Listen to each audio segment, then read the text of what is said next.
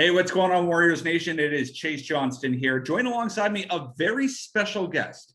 He has been the athletic trainer for the Warriors since way back. Therapist. Hold on. Let's cross a couple things out here, ladies and gentlemen. Yeah. Been the athletic therapist since 2010.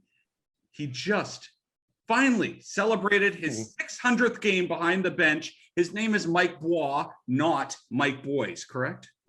Correct. I had to have that jab there.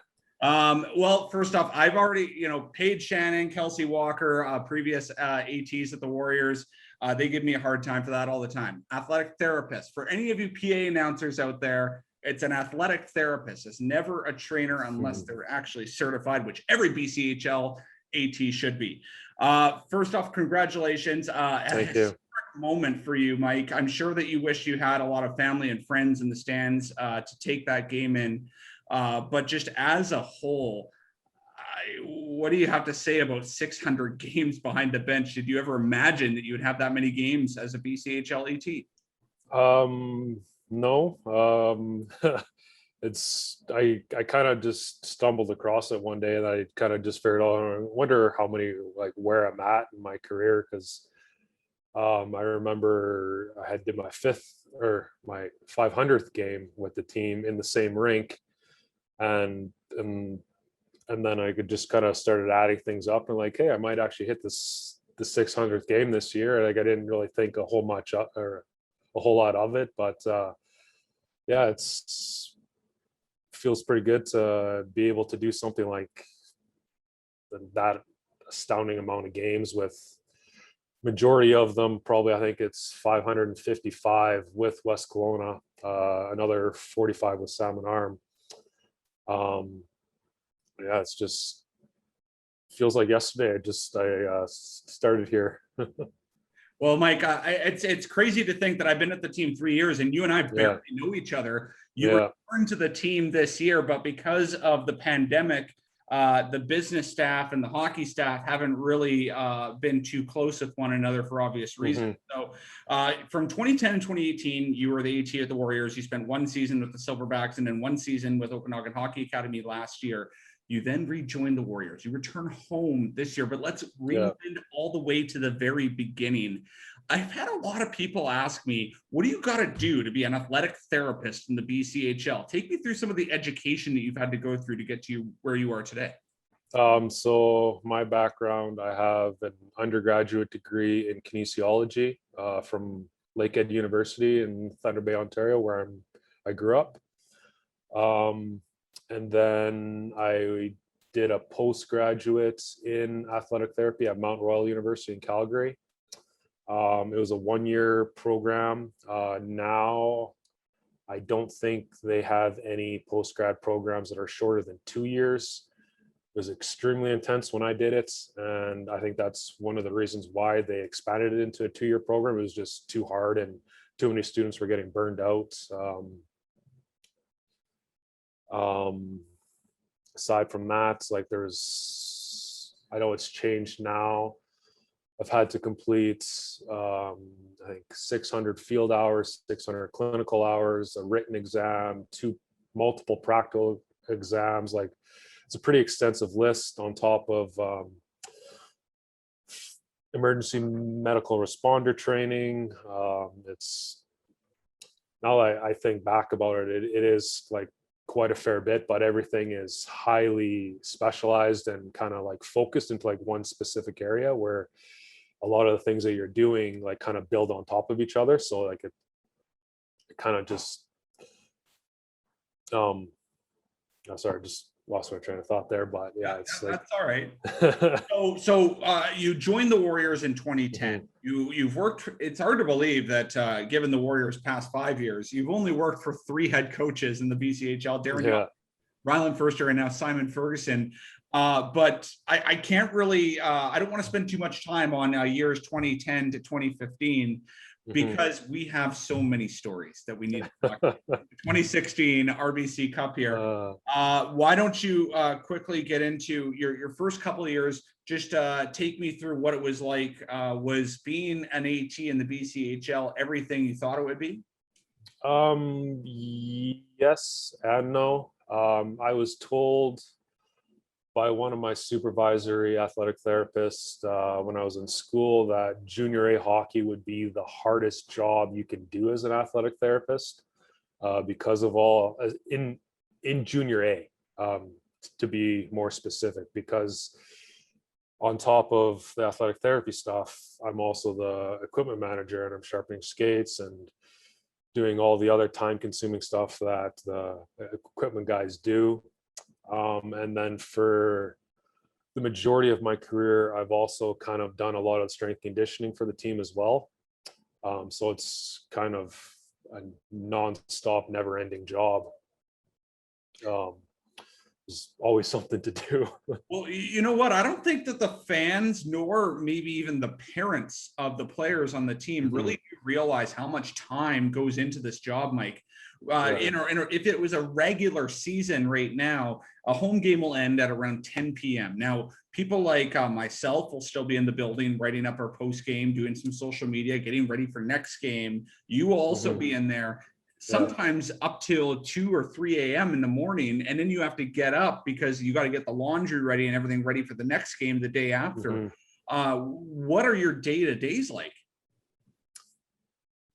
A normal practice day, I come here probably around 8:30 in the morning. It's just the same time when my wife leaves to go to work to take her son to daycare. I'd rather just come into the rink instead of sitting at home for a while. So I'll just kind of start working on the things that we need to do. We practice at either 11 or 1. And then there's, depending on the day, it could be sharpening skates, could be treating injured players, could be helping out with some strength conditioning. I know this year Jordan Todd has taken over most of that role, but on occasion I'll help out guys here and there if need be, or if they have any clarification on things. Let's just get into your family. And before you're just I wouldn't say a single guy. It was just you and Katya before. Now you have a 20-month-old son in the mix, Marcus. How difficult is that, trying to juggle the family life with this hectic schedule? It's pretty hectic. Especially hectic because both of us don't have any other extended family here in Kelowna. My family is out in Ontario. My wife's family is down in Mexico. But we've been able to kind of make do and kind of just, I know a lot of days are fairly tough, but we've been able to accomplish everything so far and do the best we can. It's really all that we can do. Well, I got to bring up now, let's just fast forward. I know we got limited time at this interview, but let's just hammer down some fun stories from the historic 2016 RBC Cup. I had a big group message going on just last night. And I know that there's a ton of stories and a great relationship you still have with so many of these players. I would say that the relationship really bloomed during this championship run because you guys went on a 3-week road trip when you had to play in Western Canada Cup, then RBC Cup in Lloydminster, and then of course you spend a lot of time afterwards during the celebrations. Some great characters on that team. Yeah. One of them that pops up to me has to be Garrett Forrester out in Calgary. He was quite vocal about you in that group chat. What can you tell me about the importance of a guy like Garrett Forrester on a championship team? He was a glue guy. He understood the game. He understood what it took to win. He was just an all-around great guy. Like, it was just every day that you come into the rink and he'd keep things lighthearted. When he'd make sure that things were serious and guys were on task in the tight moments. There's really a few moments of him that kind of stick out in my head. I remember in our series clinching game against Penticton, I might be wrong, but I believe he scored the empty net goal. Yeah. And it was a very heads up play, a very smart play by him to ensure that he did score that goal. Dante Fabro, like superstar for the V's that year, was in a really good position. And any other player that just would have shot the puck down into the empty net, Fabro probably would have intercepted that and they would have gone up the ice, gone the other way. But Forster, he pulled up, he made a nice little move to go around Fabro before he went for the empty net. And that ended up being the game-winning goal and kind of sealed our first ever series win against Penn. Well, that's enough tire pumping for Forrester Yeah. for the rest of this Yeah. video. Wow, great story. Yeah. Let's go into the goaltending situation that year. 2015-16 was just a carousel goaltending year for the West Kelowna Warriors. They did manage to have two absolute all-stars in their championship run, but earlier in the year, things didn't look great to the point where you, Mike Bois, had to dress as a goaltender for practice. Take me through that. What's the story behind that? I actually don't. I think it might have been the year before when I dressed for practice. As I think Andy Desatel was our starting goaltender that season, so I'm pretty sure it was the previous season. We had just had a string of injuries, and I think Desi got sick or something like early in the morning, like food poisoning or something like that, and we didn't have any goalies for practice. We couldn't find anybody, and like it was. It might have been on a Thursday when like the team, they do like a specific drill called the Cream Soda Cup, kind of like prior to every game. And we just needed to have two goalies in order to do that specific drill. And Rylan came up to me and it's like, just wait till all the guys are out there and then go throw on Desi's gear. It'll pump the guys up and everything. It was like, once upon a time, I was a goalie and like I was okay. It was nothing special. Never went on and played anywhere, but I kind of knew how to put the pads on the right legs. So I figured why not? I went out there and like the guys were pretty excited that I threw them on that day and stopped a couple, got scored on quite a few more, but it was one last fun time to throw on the pads. Well, let's keep the trend going with goaltenders here. Keelan Williams, a guy who is a huge player, or huge goaltender rather, in the Western Canada Cup, and of course the preliminary round of RBC Cup. He didn't give me any context here, Mike. Maybe you can elaborate. He just said, "Ask Mike about my very first practice as a West Kelowna Warrior." All right. So Keelan's very first practice, he comes in. We just got pumped by Merritt, I think 9-1, in which both of our other goalies ended up being in and out of the net multiple times that specific game.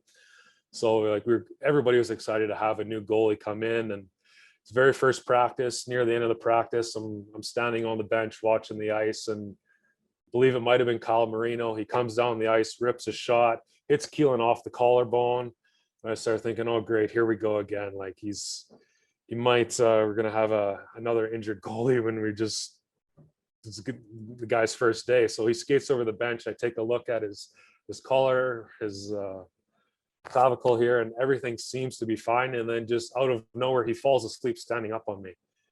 And like, he just, it was one of the strangest things I've ever seen in my life. He was just standing there and he started snoring, standing up, and he fell backwards onto the ice. The moment he hit the ice, he woke up, and like it was just kind of like a shock. Is like, okay, what happened here? Did he like I don't know. Obviously we did all the precautions, like had to take him into the hospital. I mean, I think he had a couple different scans to make sure everything was okay. I don't think we ever had an explanation as to what happened there, but it was just one of the craziest things that I've ever seen. No, it's like one of those things where they karate chop you and all of a sudden and things just go haywire. He was out cold. Out. Another question I ask, and I got zero context out of this one. During the RBC Cup run, Mike Bois explained the Axe chocolate body wash debacle. Okay, so this is a Garrett Forster story. Surprise. He was the class clown, the comedian on the team. Like I said, he always kept things light. Well, this is one of the days where he kept things maybe a little too light. So Scotty Allen, he brought it. He always had his own shampoo for whatever reason, and it was chocolate shampoo. And he kept spraying it in the shower to make it look like somebody pooped in the shower. And it's just, so guys are coming in the shower and they're getting grossed up or grossed out and everything. So Garrett Forster, he goes for a shower and he decides to come up with this idea. I don't even know what was going through his mind, but he took a bunch of the chocolate shampoo, smeared it all over his legs and like down the inside of his legs and all over his everything. And like he comes walking out of the shower and he's like, Mike, I think I pooped myself. And at the time, like our dressing room was not the way it is now. And I had to have my massage table in the middle of the dressing room. And I was doing some work on, I think, Connor Sodergren, and Quinn Foreman was also there too. And as soon as he said that, like I looked at him and like it could just, the only thing I saw was just, it looked like he shit himself. Like there was like it was everywhere. And like I think I almost threw up in my mouth, and like I'm dry heaving on the table trying to work on Connor, and Connor saw it and he sprinted to the other room, and I'm pretty sure he was puking in the toilet. Quinn Foreman was just dying laughing. Everyone knew what was going on. Everybody knew except me, and so it's just like it was just, yeah. Garrett Forster at his finest, ladies and gentlemen. At his finest, yeah. Well, you know what? Let's get a little. Still have nightmares to this day about that incident. My goodness, that's an all-timer Warriors story there, Mike. Let's get into some of the people that have been involved with the Warriors hockey just as long as you are, as you have rather, and that's Pastor Don Richmond, my right-hand man, usually up there doing color with me, obviously team chaplain. He didn't really have a lot of stories to tell other than, you know, Don Richmond, if you don't know, he's the guy that married Mike and Katya. He's the one who sort of christened Mike's son Marcus as well. A major part in your life and your family. But Donnie had a fun story there about chaplains. For those of you Warriors fans that don't know, usually during non-COVID era has team chaplains, usually once every couple of weeks or once a month, if that, where he has fresh pizza and orange pop in one of the empty locker rooms, and they just chat and tell stories. Mike Bois is the first one in that room. But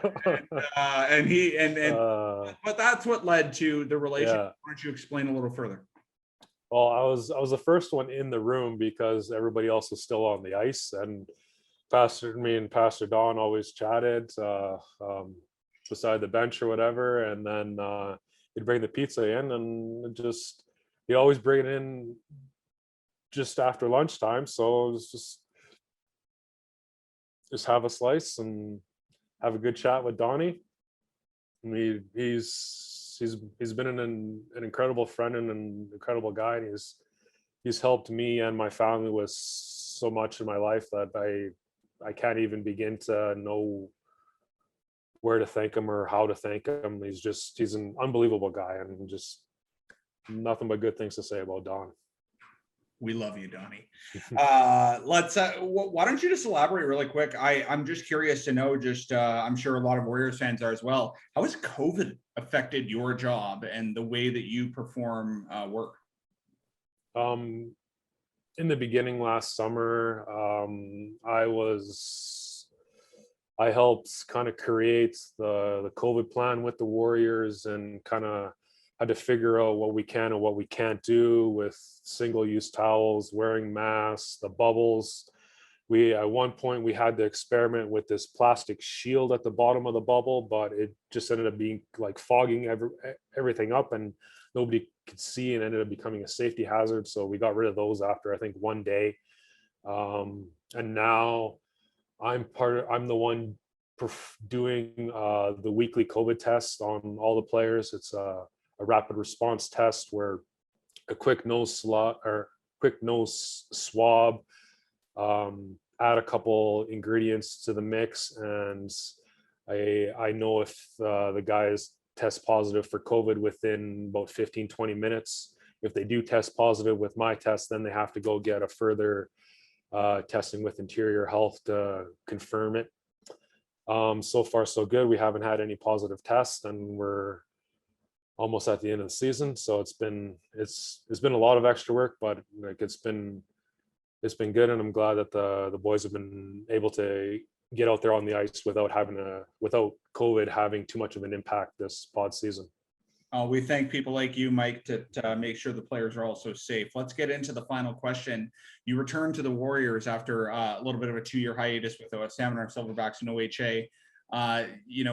Maybe you can just talk about this ownership, John Murphy, Rod Hume, how much work that they've done. You got a brand new office in the locker room right now before your stuff was sort of scattered around the place. Why don't you just take me through how different things are now compared to what they were a couple of years ago? Well, we've actually expanded our dressing room, and like we've completely redesigned it from top to bottom, like new floors to every wall has been painted. We've made much better use of every single space, and without somebody like John or Rod, like I don't think it would be possible to have the amenities that we have now. I've been around the league. Like I've seen pretty much every other team's facility, and like hands down, we compete with everybody else. We have everything that you could ask for in a junior A organization. We have a gym in our own locker room, and it's just everything's top notch. It's